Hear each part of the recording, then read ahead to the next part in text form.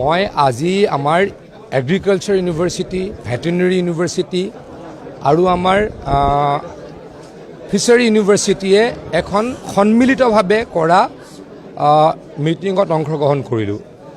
এই গোটেইকেইটা ছেক্টৰ আমাৰ কাৰণে খুব ইম্পৰ্টেণ্ট। ইয়াত হৰ্টিকালচাৰ, চেৰিকালচাৰ মানে গোটেই ফাৰ্মিং ৰিলেটেড, খেতিয়ক ৰিলেটেড ষ্টেক হোল্ডাৰ্ছখিনি এই মিটিঙত আছে।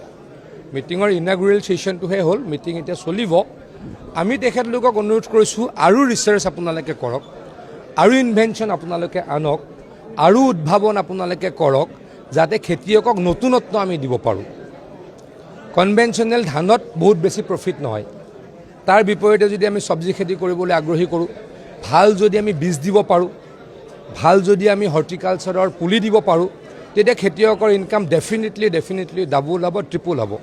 তাৰ কাৰণে মই তেখেতলোকক কাম কৰিবলৈ, তেখেতলোকক ৰিচাৰ্চ কৰিবলৈ প্ৰফেচৰসকলক, চাইণ্টিষ্টসকলক, ষ্টেক হোল্ডাৰ্ছসকলক অনুৰোধ জনালোঁ, আহ্বান জনালোঁ। মই ইমান বস্তুটো, মই মাত্ৰ মন্ত্ৰী হোৱা 20 দিন হৈছে। পৰৱৰ্তী সময়ত কেনেকৈ অসমতে বীজ উৎপাদন কৰি অসমৰ কৃষকক দিব পাৰোঁ, তাৰ কাৰণে ব্যৱস্থা কৰিম। এটা কথা আপোনালোকক মই জনাবলৈ পাই সুখী হৈছোঁ।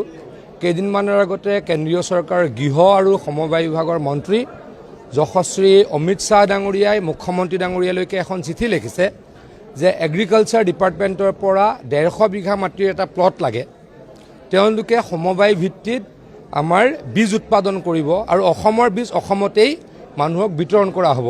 আমি ইতিমধ্যে 4টা জাগা বা 4টা ঠাই আমি লোকেট কৰিছোঁ, চিহ্নিত কৰিছোঁ আৰু তেখেতলোকৰ লগত কমিউনিকেট কৰিছোঁ। তেখেতলোকে য'তেই কৰে আমি আৰম্ভণি কৰাম। আৰু এগ্ৰিকালচাৰ ডিপাৰ্টমেণ্টেও আমাৰ প্ৰায় 40খন যি নাৰ্চাৰী আছে তাক আৰু এক্সিলাৰেট কৰিব, আৰু ভাল কৰিবলৈকে চেষ্টা কৰিব, আৰু মই প্ৰতিখনত যাবলৈকে চেষ্টা কৰিম।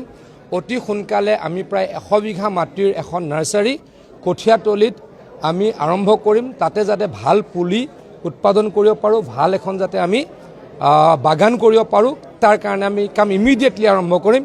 পৰৱৰ্তী সময়ত ইয়াৰ এক্সপানশ্যন হ'ব। আমি আনিবলৈ ইতিমধ্যে চেষ্টা কৰিছোঁ। আজি যদি আপুনি সময় লয়, অসমত এই মুহূৰ্তত 24.5 লাখ খেতিয়কৰ ৰেজিষ্ট্ৰেশ্যন আছে, কিন্তু মোৰ মতে প্ৰায় 35-40 লাখ হ'ব লাগে।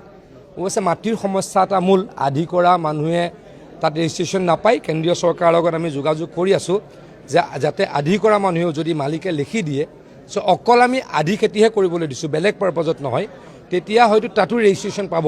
তেতিয়াহ'লে আৰু অলপ ৰেজিষ্টাৰ্ড ফাৰ্মাৰ্ছৰ সংখ্যা বাঢ়িব।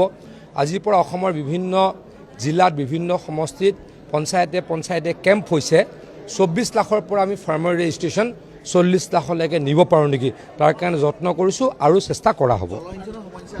যথেষ্ট সমস্যা আছে। মুখ্যমন্ত্ৰী ডাঙৰীয়াই চিৰিয়াছলি এই কথাটোত পৰ্যবেক্ষণ কৰি আছে, আমাকো জনাইছে। তেখেতে যেনেকৈ জলসম্পদ বিভাগৰ ফাণ্ড দিয়াৰ ব্যৱস্থা কৰিছিল বা ফাণ্ড যুগুতাই দিয়াৰ ব্যৱস্থা কৰিছিল, ইৰিগেশ্যন ডিপাৰ্টমেণ্টকো তেখেতে তেনেকৈ সহায় কৰিম বুলি আমাক কথা দিছে বা আমাক সকলোকে জনাইছে।